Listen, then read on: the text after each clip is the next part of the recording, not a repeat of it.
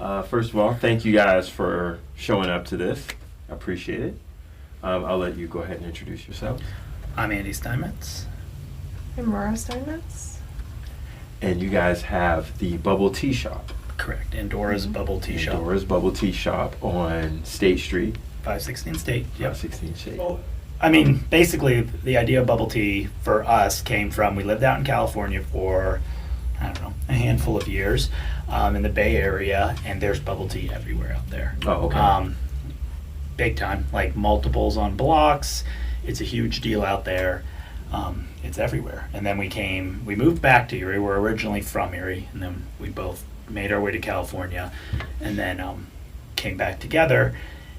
And we just wanted bubble tea, really. I mean, it's that simple. Like anytime we'd go back out west for work or to a friend's wedding or stuff like that, we'd always get bubble tea, and we were kind of missing it. So we started thinking, Erie's probably ready for this thing. So what did you guys do before this? Oh, wow.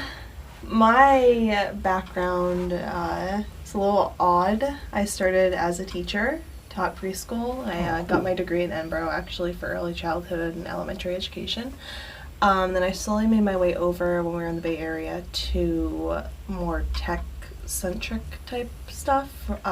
We both have a second job now that we brought back with us when we moved back from California, doing quality assurance for a tech company out there. And okay. Yeah, and my background is media.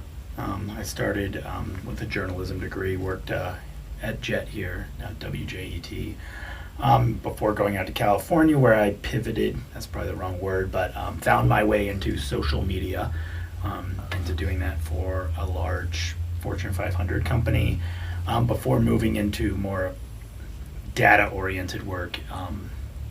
Well, that was kind of, yeah, okay. So I got a job that involved the journalism part, but then my role switched when the company changed course and offered me a different position in data work, and thus now we both do, as our side job, we do data work for a tech company. So, yeah. So tech and tea. Tech and tea. Yes. yeah. That in itself is fascinating. Yeah, I mean, well, the great part about our current positions in our jobs as opposed to our business is that the hours are flexible. We make our own hours. And so it really allows us to have a company and focus on that and then just make some money on the side, because if you ever owned a business, we've not gotten paid a cent yet. In fact, the company owes us money at this point. So having that side career that's very, very, very flexible is pretty much the only reason we're able to have tried this. Have you guys found any obstacles that you've had to overcome opening up here and here? Yeah. Well, one is that our product isn't that well known yet in Erie. Okay. So a lot of education, people coming in having no idea what this is, might be even their first time. I mean, not just hearing about boba tea, trying it. So I guess that was the biggest hurdle for us. One of the biggest hurdles. Yeah, that's the biggest one we're dealing with now. Yeah. Now that we're up and running, the biggest hurdle is when people coming in the door all day long, I've never heard of this, I've never heard of this, I've never heard of this. And us explaining it to people, and then and in most cases they try it, which is probably, for everyone listening, the best way to learn what it is just go have one.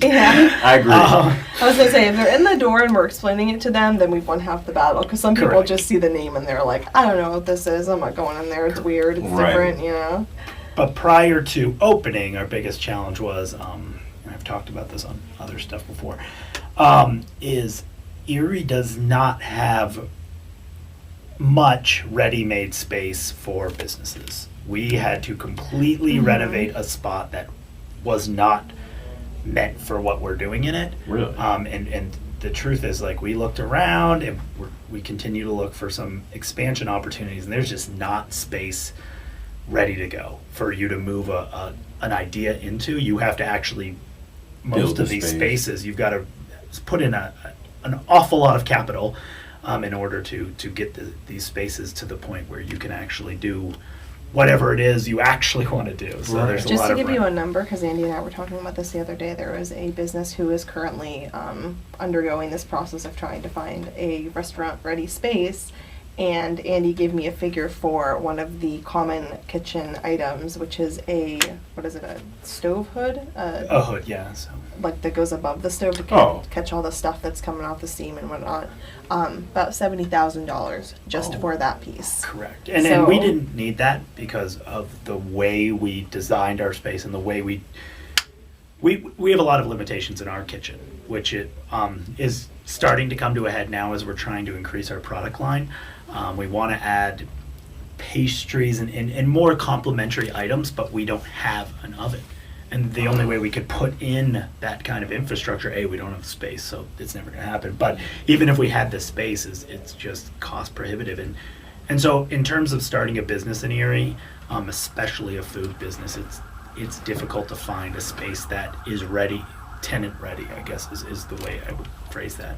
You, as the tenant, have to be willing to put in a sizable investment in order just to get up and running. It's almost kind of like the conundrum with the liquor licenses and how there's only so much to go around. It's almost like you have to wait for a restaurant to move out until you can move into their space. Exactly. I mean, and that's kind of, as we're thinking of its expansion or other locations for alternative ideas and stuff, is waiting for somebody to basically vacate a space that would be possible for us to move into. And so that's a huge challenge. And I'm sure other people who are looking in this space are looking at that challenge. Like, to just get our business up and running, if the space was ready with the like a sink, the Right, very right. basic would have been 10% of what we actually ended up spending to get to this point. So Wow. yeah, and our landlord worked with us really well, so we got a pretty good deal on rent that makes up for that huge investment.